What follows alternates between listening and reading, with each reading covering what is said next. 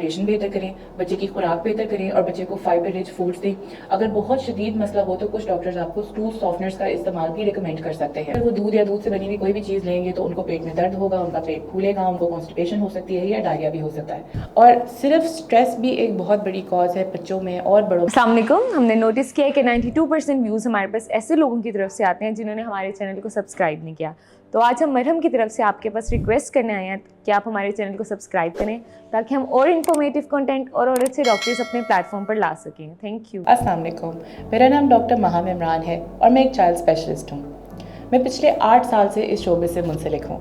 As a child specialist एक बहुत common topic जो हम रोज़ पेशेंट्स में देखते हैं और पेरेंट्स का एक बहुत बड़ा कंसर्न होता है वो है कॉन्स्टिपेशन।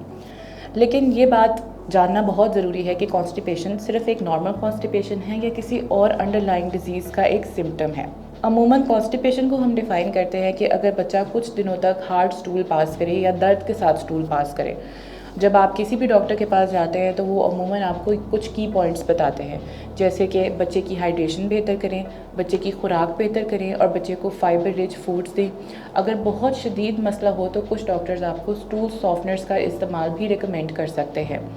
लेकिन इस बात को डिफ्रेंशिएट करना बहुत ज़रूरी है कि ये कॉन्स्टिपेशन सिर्फ डाइट की वजह से है या कोई और अंडरलाइंग कंडीशन है। बहुत सी ऐसी कंडीशंस हैं जिनके अंदर कॉन्स्टिपेशन एक बड़ा सिम्टम हो सकता है। For example lactose intolerance.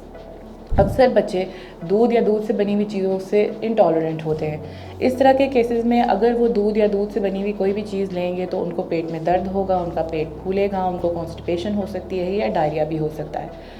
इसके अलावा एक बहुत ही अंडर डायग्नोज कंडीशन है जिसका नाम है IBS या इरिटेबल बाउल सिंड्रोम।